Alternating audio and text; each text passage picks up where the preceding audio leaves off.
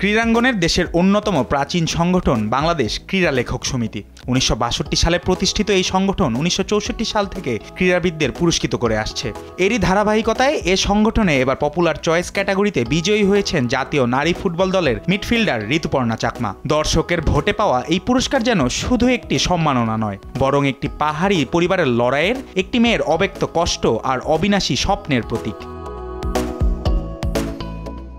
রাঙামাটির প্রত্যন্ত মগাছড়ি গ্রামের যে মেয়েটি ছোটবেলায় জানতই না মেয়েরাও ফুটবল খেলে, সেই ঋতুপর্ণাই আজ দক্ষিণ এশিয়ার শ্রেষ্ঠত্বের মঞ্চে দেশের মুখ উজ্জ্বল করে চলছেন। পেয়েছেন sports person of the year পুরস্কারের রানার আপ সম্মাননাও। ভুটানের লিগে খেলতে থাকায় পুরস্কার বিতরণীতে উপস্থিত থাকতে পারেননি তিনি, তবে ভিডিও বার্তায় জানিয়েছেন এই স্বীকৃতি তাকে আরো ভালো খেলোয়াড় হওয়ার প্রেরণা যোগাবে।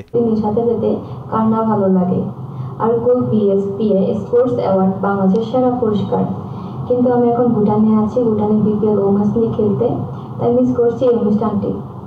তবে আমি কখনো নিজের কথা ভেবে খেলিনি, চেষ্টা করেছি দেশের জন্য সাফল্য নিয়ে আসতে। আমাকে সম্মানিত করা বিএসপিএ এবং দেশের ফুটবল প্রেমীদের অনেক ধন্যবাদ। এই পুরস্কার আমাকে আগামীতে আরও ভালো করা প্রেরণা যোগাবে। আমি এই অনুষ্ঠানে থাকতে পেলে সবচেয়ে খুশি হতাম। আমার জন্য সবাই আশীর্বাদ করবেন। তবে যাত্রাটা সহজ ছিল না ঋতুপর্ণার। 2011 সালে স্কুল ফুটবল দিয়ে শুরু, 2016 সালে বিকেএসপিতে সুযোগ, কিন্তু ভর্তি আর আনুষঙ্গিক খরচ জোগাতে হিমশিম খায় তার পরিবার। পাশে দাঁড়ান স্কুলের প্রধান শিক্ষক ও আত্মীয় বীরসেন চাকমা। তার সহায়তায় বিকেএসপিতে ভর্তি হন ঋতুপর্ণা। ফুটবলে শিক্ষানবিশ হলেও ঋতুপর্ণা প্রতিটি ট্রায়ালে ছিলেন সেরা। পরিবারে তখন দারিদ্র চরমে, বাবাকে হারিয়েছেন ক্যান্সারে, সংসারে হাল ধরেছেন মা ও মেজ বোন। এমনকি এক পর্যায়ে মেজ বোন নিজের কানের দুল বন্ধক রেখে ঋতুর বকেয়া পরিশোধ করেছিলেন। এই প্রতিটি মুহূর্ত যেন গেঁথে আছে এখন ঋতুপর্ণার সাফল্যের মুকুটে।